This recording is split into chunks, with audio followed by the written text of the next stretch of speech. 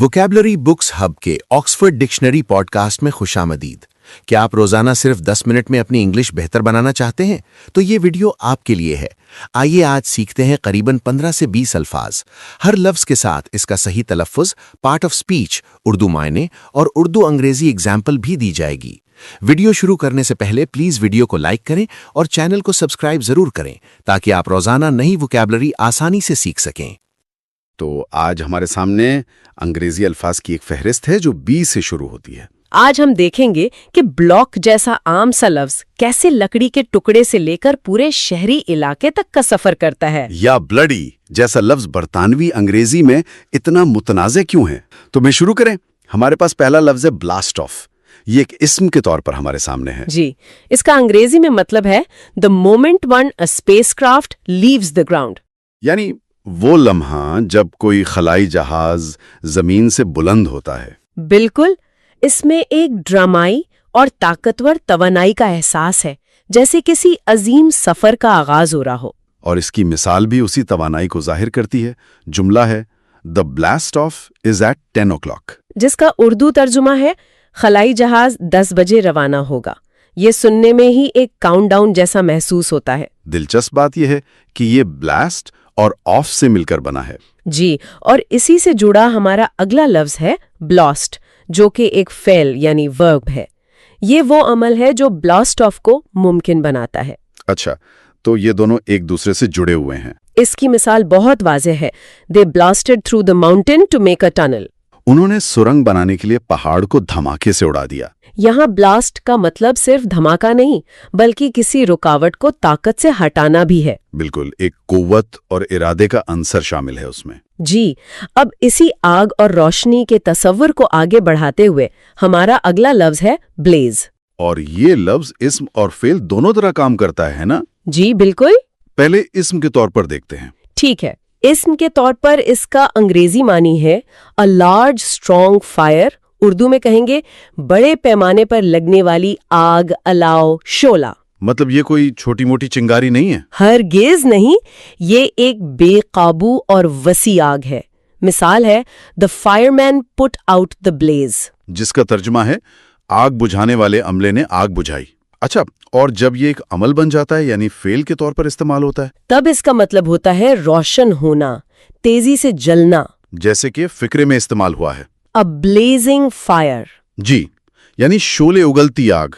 ये लफ्ज सिर्फ आग के लिए नहीं बल्कि इस्तारे के तौर पर भी खूब इस्तेमाल होता है, जैसे आईज ब्लेजिंग विद एंगर, गुस्से से भरी आंखें। जबरदस्त। अच्छा, अब हमारे पास ब्लेज से ही सौती तौर पर मिलता जुलता लफ्ज है ब्लेजर। क्या इन दोनों में कोई ताल्लुक है? ये एक जबरदस्त सवाल है। बज़ाहिर तो ब्लेजर एक इस्म है, यानी एक किस्म का कोट, जैकेट जो यूनिफॉर्म के तौर पर पहनी जाए। लेकिन इसकी तारीख बहुत दिलचस्प है। कहा जाता है कि इसका नाम बरतानवी बहरिया के एक जहाज HMS ब्लेजर से आया है, जिसके कप्तान ने अपने अमले के लिए मखसूस नीले रंग की जैकेट्स बनवाई थीं जो बहुत ब्लेजिंग यानी चमकदार और नुमाया थीं। वाह, ये तो वो गहरी बसीरत है जिसकी मुझे तलाश थी। मतलब एक आम सी जैकेट के पीछे इतनी बड़ी कहानी। जी, चलें अब एक बिल्कुल मुख्तलिफ मूड के लफ्ज की तरफ चलते हैं।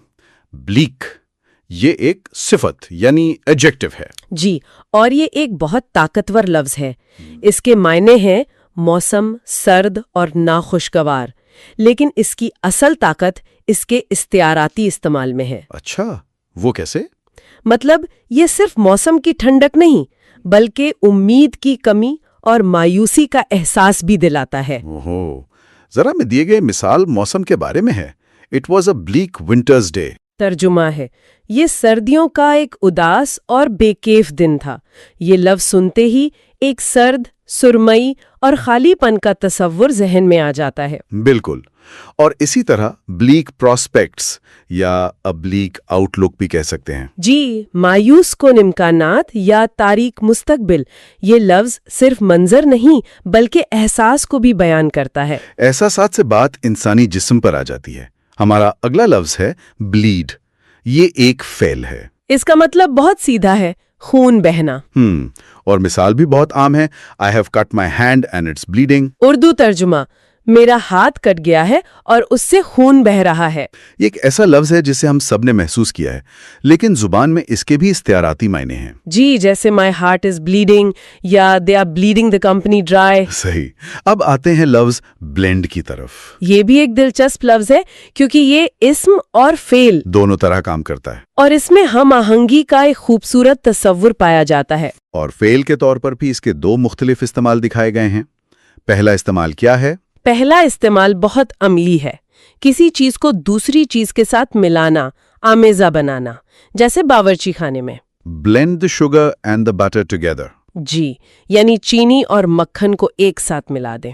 और दूसरा इस्तेमाल ज्यादा फनकाराना लगता है। बिल्कुल, दूसरा इस्तेमाल है घुल मिल जाना, हम आहंग दिखाई देना, जैसे रंगों के बारे में, These colors blend very well। यानी ये रंग आपस में बहुत अच्छी तरह घुल मिल जाते हैं। जी, इसमें कोई चीज अपनी इनफिरादियत खोती नहीं, बल्कि एक बड़े खूबसूरत इम्तिजाज का हिस्सा बन जाती है। और जब ये अमल मुकम्मल हो जाता है तो हमें जो नतीजा मिलता है वो इस्म ब्लेंड है। बिल्कुल, इस्म के तौर पर इसका मतलब है दो या ज्यादा चीजों का आमेजा, मुरक्कब। जैसे कि this is a blend of two different kinds of coffee. यानी ये दो मुख्तलिफ किस्म की कॉफियों का मुरक्कब है।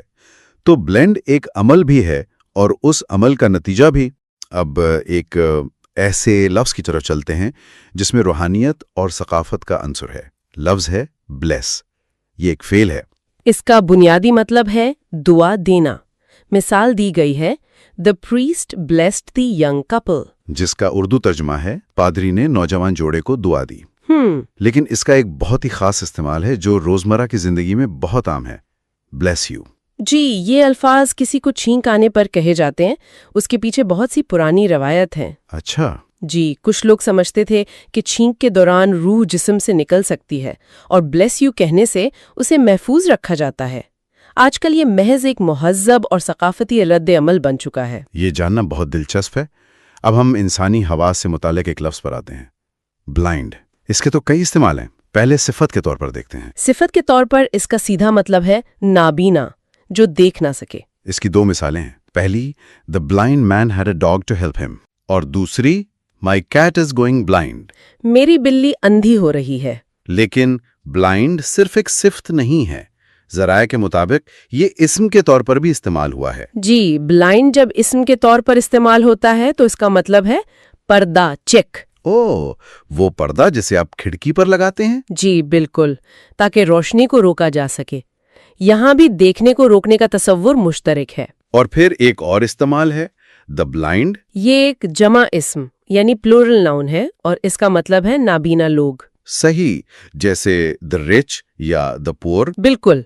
और आखिर में इसी से बना हुआ एक और इस्म है ब्लाइंडनेस, जिसका मतलब है नाबीनापन। तो ब्लाइंड देखने की सलाहियत की अदम मौजूदगी है। लेकिन अगर कोई देख सकता हो और आप उसे आर्जी तौर पर देखने से रोकना चाहें, तो उसके लिए हमारा अगला लफ्ज इस्तेमाल होता है ब्लाइंड फोल्ड। बिल्कुल, क्या खूबसूरती से आपने दोनों को जोड़ा है।